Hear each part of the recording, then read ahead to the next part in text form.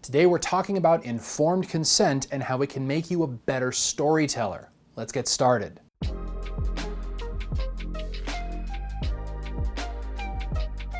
A couple of weeks ago, I produced a video about how person-centered therapy can make you maybe not want to use a GM screen, and boy, did that create some opinions. This is sort of in the same vein, because what informed consent is about is really about empowering your players.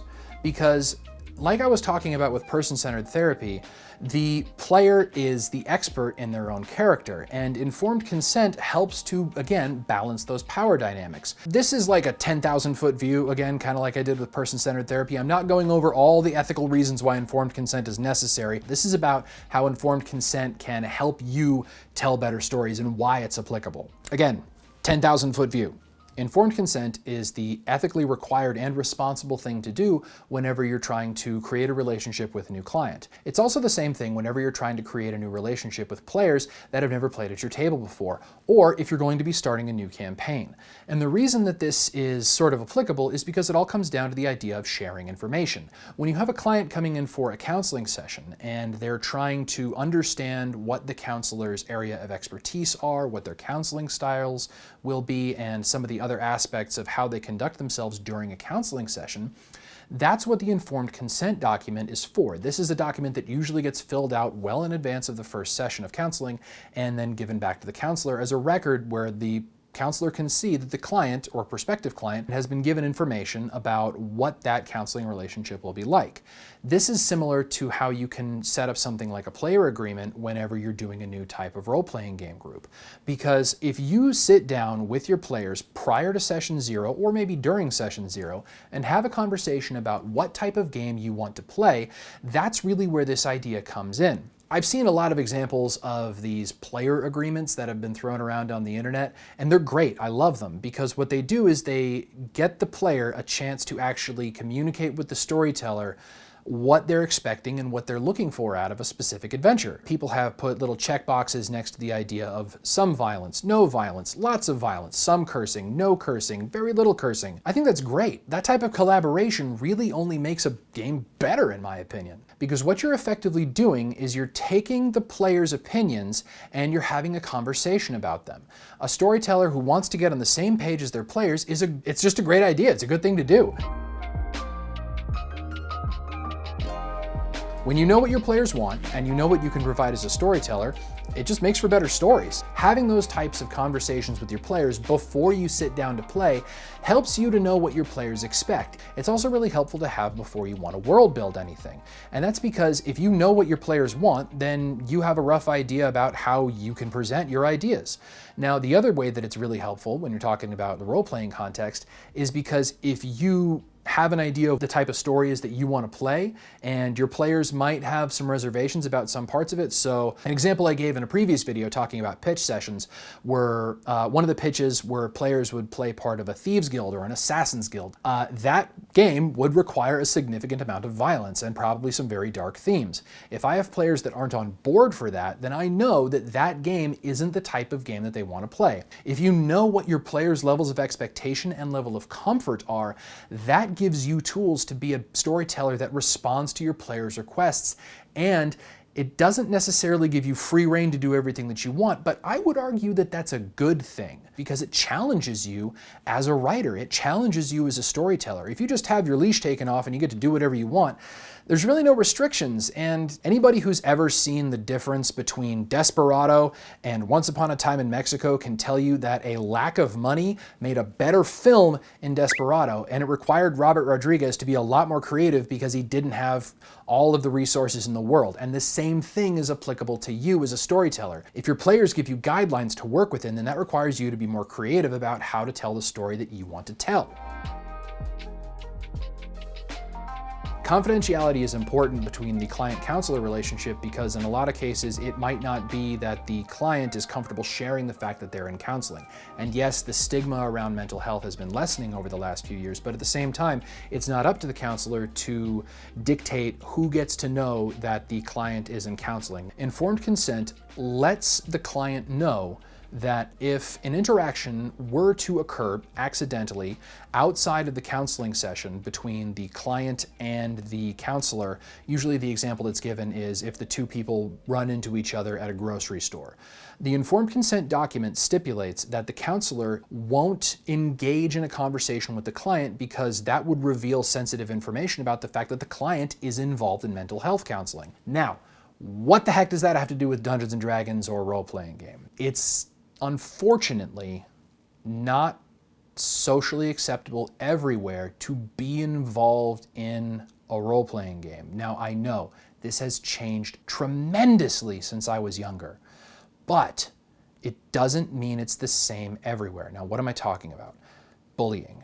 When I was younger, playing Dungeons and Dragons was something that was very easy to get picked on about. Now, with the advent of things like Critical Role and all of the wonderful outreach that lots of independent game developers have been doing and all of these wonderful nonprofits that exist, it's a lot easier for people to admit that they play Dungeons and Dragons or Pathfinder or Shadowrun or whatever. But that doesn't mean it's easy for everyone. Having a conversation about confidentiality, especially if you're an educator, it's important to have that conversation with the students or the players, even if you don't play for a school, about how you want to handle that kind of interaction. Because generally speaking, I don't think it's a shameful thing to play Dungeons and Dragons at all. I think it's wonderful. It's a great thing that has lots of benefits. But you don't necessarily know how everybody in the party feels until you ask. If you have a player who's not comfortable with the idea of other friends or family members knowing that they play Dungeons and Dragons, then it's incumbent upon you as a storyteller and maybe as a fellow player in that group not to push that limit. That does not mean that there is anything wrong with this hobby. What it means is that it is important to understand what your players are consenting to whenever they sign up to play a game.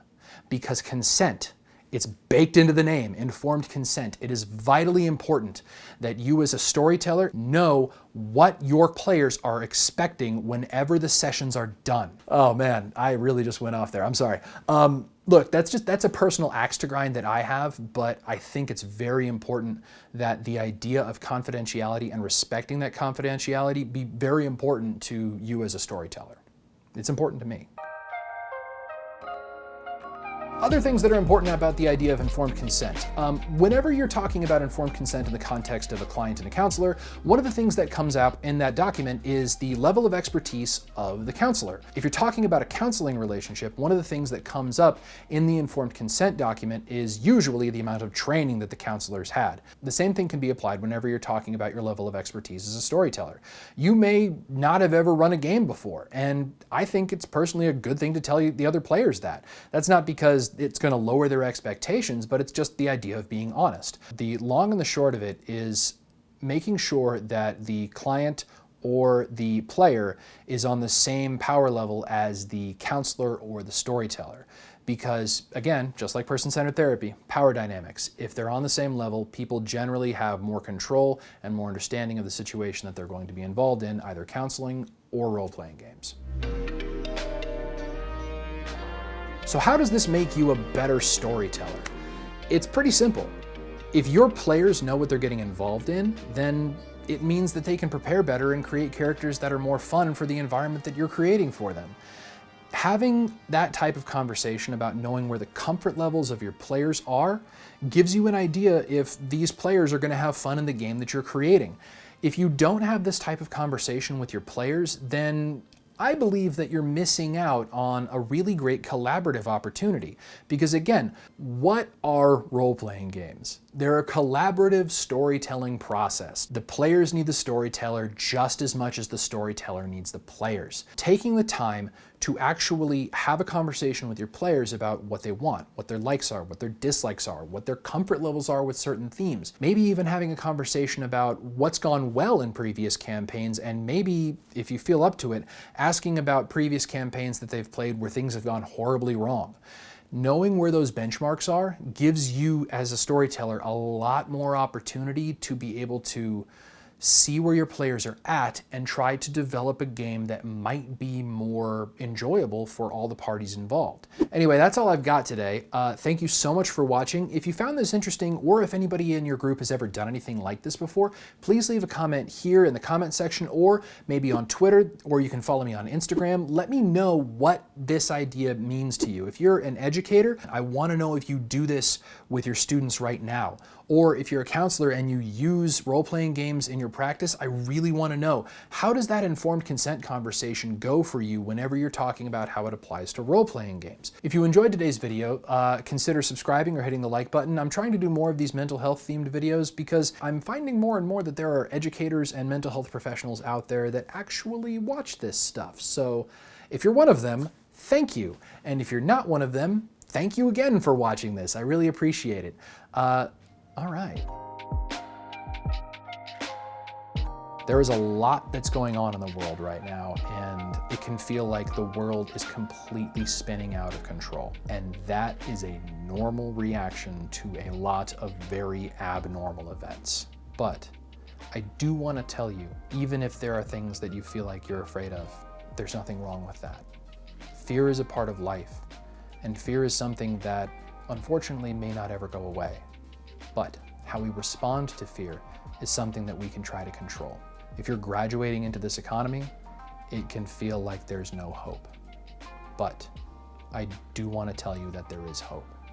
A few years ago, I graduated into the 2008 economic recession, and right before coronavirus hit, I graduated from graduate school. It's scary. The thing that I have to keep in mind is that there are people that I love, and I need to keep working towards what my goals are. So that's what I have for you. Know your goals, whether it's your characters, your villains, your stories that you want to tell, or your life. Your goals are what can help define you and what can help you get through tough times like right now. If you have a goal for something that you want to accomplish during this time or after this time, spend your energy there. Focus on the things that you want to achieve, and everything that's going on around you might not go away, but it will lessen, because you have something that you want to achieve. And that's important, because sitting and waiting for things to get better generally doesn't happen. But trying to make things better for yourself and for the people that you love and for the people that you care about and for your community, that's what makes things different. That's how you can help reduce the fear, because you're doing something to help change the world for the better. You're capable of this. You're capable of your goals, and even if they're not world-spanning and they're just going to be something that helps you get through the next day, it's valuable that you take the time to know what your goals are, write them down, think about them, and try to figure out the ways that you can do them. Maybe not the fastest, but the ways that work best for you. Your goals are important, and they matter, even in this time of uncertainty. Thank you so much for watching. Be kind, take care of yourself, and have fun adventuring.